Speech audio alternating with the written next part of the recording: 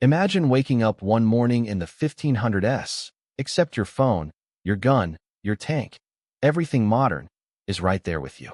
Now imagine your entire army got teleported to the middle of the Aztec Empire, surrounded by warriors, pyramids, and human sacrifices. So here's the question. What if a modern army fought the Aztec Empire? Before we dive into this wild time travel war, make sure to hit that like button, subscribe, and tell us in the comments. Who do you think would win? High-tech soldiers or the gods of Tenochtitlan? All right, let's set the stage. It's the early 1500s, the height of the Aztec Empire. Their capital, Tenochtitlan, is one of the largest cities in the world, with over 200,000 people. They've got advanced architecture, floating gardens, organized armies, and a deep belief system ruled by gods like Huitzilopochtli, the god of war. Now, let's drop in the modern U.S. Army. Let's say one full brigade, about 4,000 soldiers, gets teleported straight into the Valley of Mexico. They've got M1 Abrams tanks, Apache helicopters, Humvees, M4 rifles, night vision, and all the rations they can carry for 30 days. But here's the catch. No resupply, no internet, no satellites. Once their ammo and fuel run out, that's it. So, could they conquer the Aztec Empire?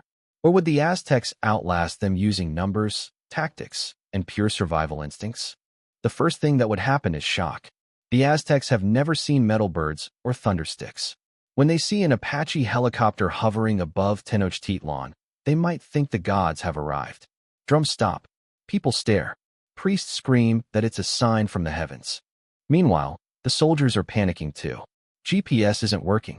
No radio signals. The commander realizes they're somewhere in the past. So, they start securing a perimeter, classic military move. If the Aztec warriors approach, things go bad fast. One tank shell could wipe out an entire group. M4 rifles mow down hundreds before they even get close. The noise, smoke, and destruction would look like the wrath of gods. For the first few days, the modern army dominates completely. But the Aztecs aren't dumb. These were experienced warriors who took down neighboring kingdoms for centuries. They'd retreat, regroup, and start learning. Remember, the Aztec Empire had nearly 300,000 trained soldiers. They used guerrilla tactics, ambushes, and psychological warfare. They knew their land, jungles, rivers, mountains. So after the initial shock, they'd start harassing the army, cutting off supply routes, poisoning water sources, and attacking at night. The modern army would still crush them in open combat. But here's the problem: fuel and ammo. An M1 Abrams tank burns through gallons of fuel every minute. In a week, they'd be running low. Helicopters? Out of fuel even faster. Once that happens, the modern army starts to lose its biggest advantage. Now we're a month in. The soldiers are tired, running out of rations, and the engines are dead. Suddenly, they're fighting on foot, still better armed than the Aztecs, but no longer unstoppable. The Aztecs, on the other hand, have adapted. They're using hit-and-run tactics, capturing stragglers, and, yes, sacrificing some of them in front of massive crowds to boost morale. Imagine that, a 21st-century soldier being led up the Great Pyramid, surrounded by thousands chanting for the gods. It's horrifying and effective psychological warfare. The modern soldiers might try to form alliances with local tribes who historically hated the Aztecs, like the Tlaxcalans. But without translators or cultural understanding, diplomacy would be awkward. The modern soldiers might try to form alliances with local tribes who historically hated. Here's another twist: germs. The Aztecs had no immunity to modern diseases. One sneeze from a soldier could start an outbreak worse than anything in history. Smallpox, influenza, it could wipe out millions. Within months, the Aztec population might collapse, not from bullets, but from biology. That's how the Spanish actually defeated them in real history, remember? Disease did more than any weapon. So even if the modern army couldn't sustain combat, nature might do the job for them. Awkward. Let's say the modern army manages to survive long enough to establish control. They'd have to rebuild society from scratch, using old tools, local materials, and leftover tech. The Aztec survivors might see them as gods and start to worship them.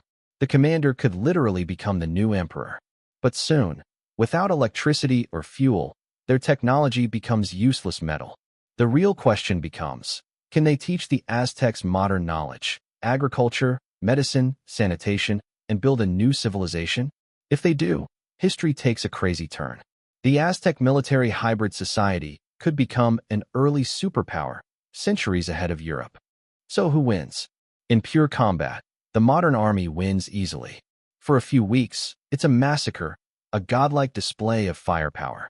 But long-term, without supply lines or modern infrastructure, they'd eventually fall.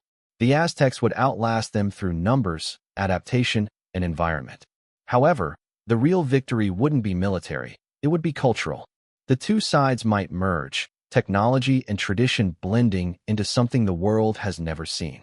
Imagine pyramids with electric lights, temples with steel structures, and warriors wearing night vision feathers. That's the ultimate twist, not destruction, but evolution. So in the end, the modern army would win the battle, but not the war of survival. History might remember them not as conquerors, but as strange visitors who changed the fate of an entire civilization. And that's what makes this what if so fascinating. It's not just about firepower. It's about how humans adapt, learn, and rebuild, no matter what century they land in. So what do you think? Would the modern soldiers rule the Aztec Empire, or would the jungle and time itself swallow them whole? Drop your thoughts in the comments, smash that like button, and subscribe for more what if worlds that'll blow your mind, one brain cell at a time.